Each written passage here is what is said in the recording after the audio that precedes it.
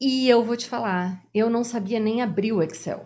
E eu fui trabalhar lá como assistente administrativa, num monte. E eu lembro que eu ganhei um livro do meu chefe, Na Brasil Telecom. na Brasil Na Telecom. Brasil Telecom. Eu ganhei um livro do meu chefe, eu não lembro do autor desse livro, mas era assim, um pinguim na terra um pavão na terra de pinguins.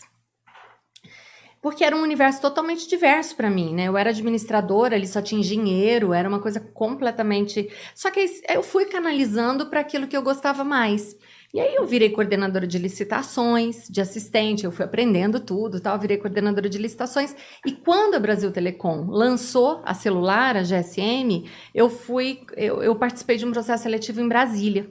E aí fui para Brasília, participei desse processo, passei no processo e virei coordenadora de licitações da Celular Nacional. Sim. E aí a gente lançou a primeira licitação, que foi aqui no estado de Goiás, a primeira licitação Tudo funcionava bem, né? Tudo funcionava bem. Tudo funcionava, não dava problema. Tudo era maravilha. Aí eu vim participar de uma licitação em Goiás, eram 2.000 e tantos chips para a polícia militar, então era para o governo. E nós ganhamos a licitação. E aí eu conheci o diretor, e o diretor me convidou, vou te tirar de Brasília, vou te trazer para cá. E aí Brasília era uma cidade mais complexa, de você viver sozinha, né?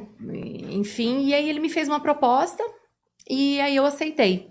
E logo depois incorporaram as duas áreas, a telefonia fixa com a celular com fixo, com uma e aí eu só. assumi uma área de suporte corporativo para atender todo o governo e as empresas, né, de grande porte.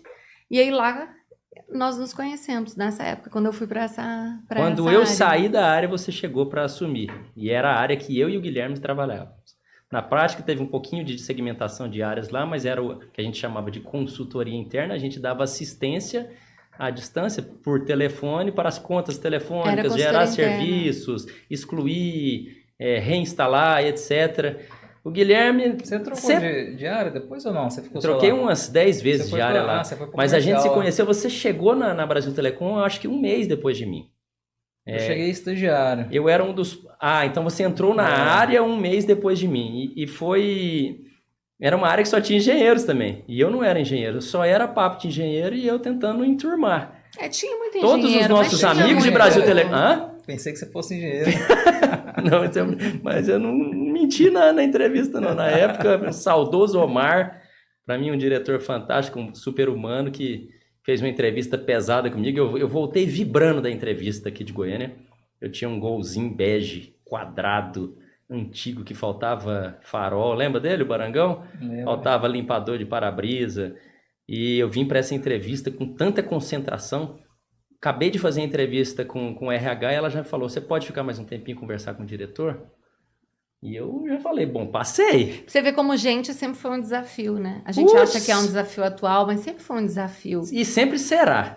Eu falo que gente é um desafio assim, né? Antes a gente tinha um problema de achar mão de obra qualificada, agora a gente tem um problema de achar mão de obra, né? A gente tem que conseguir qualificar a mão de obra, porque tem que ser qualificável, porque qualificada não tem, até porque é tudo tão novo.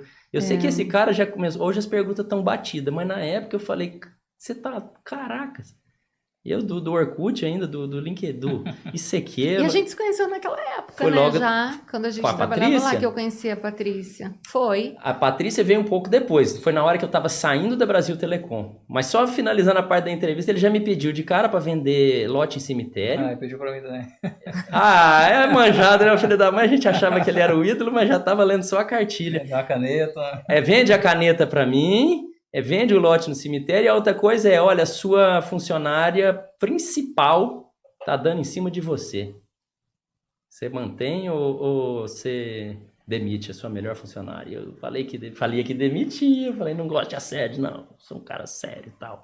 Mas você vai perder o resultado do seu melhor profissional? Eu falei, vou.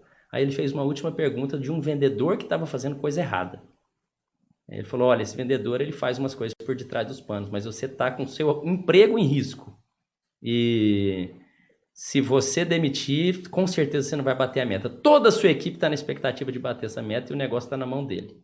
Você vai botar na mesa que ele está fazendo as coisas por detrás do pano e perder seu funcionário e não bater a meta e comunicar isso para a sua equipe? Ou você segue e depois você conversa com ele? que é legal dessas entrevistas? Eu não sei se vocês compartilham comigo como é que vocês selecionam pessoas, mas hoje eu abraço isso comigo. Seleciona por valor, seleciona por comportamento e depois o